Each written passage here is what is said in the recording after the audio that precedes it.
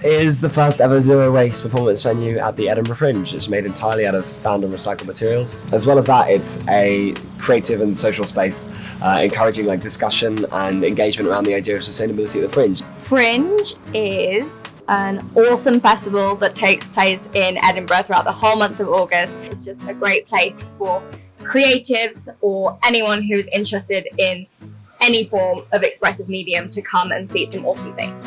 Obviously, having the largest arts festival in the world at our doorstep is a real blessing. I think that there's this perception that the art has to come first above everything else, and that's above sustainability. It's also above things like accessibility, financially, culturally, physically as well. The Fringe is obviously a long month of creative madness, but it can be very expensive and financially inaccessible for people to come to, both performers and visitors. And also it creates an enormous amount of waste. A lot of people are coming by and complaining about all the flyers they've been handed and how they all just go straight in the bin and there aren't enough recycling points. The Fringe has obviously been trying to make a lot more progress with recycling bins. Often you can see in all the venues they have paper, plastic, cans, etc. But it's just not good enough. In our eagerness to have a fun festival, we create a lot of waste. We have tackled that in a couple ways.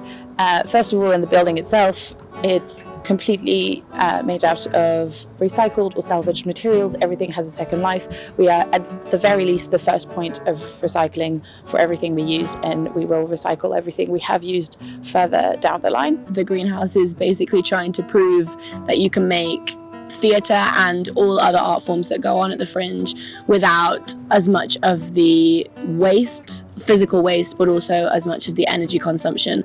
So you go to a lot of music shows here and there are these big venues with these big amps and lots of electricity used to fill a room. What makes the greenhouse different in terms of programming music is the fact that we don't have any mains electricity. That's partly to do with our ethos as a zero waste and sustainable venue, but also partly to do with the fact that we're in the middle of a patch of grass. I think that we've created a space where you can perform music that feels just as magical, even more so maybe, and doesn't require any of that at all. We are in a different political, economic, scientific climate to what we were when it was set up, and so we need to look at things in a different way. We need to start thinking about sustainability not as an add-on but as an integral part to every practitioner's way of working. The greenhouse is a very ambitious project. We've got 8 shows for the whole month. We created a building out of nothing. We created a completely new marketing strategy, but actually, all in all, it wasn't that difficult. We had a small but really competent team and we all put in a lot of work. But if you break it down, we actually managed to do it quite easily. Learn from our Fringe this year and come next year and maybe reduce a lot of the paper waste that is created by the Fringe, because that does make a big difference. And it's a really simple step, we hope, that can have a big impact if artists lead the change to a more sustainable Fringe in the future.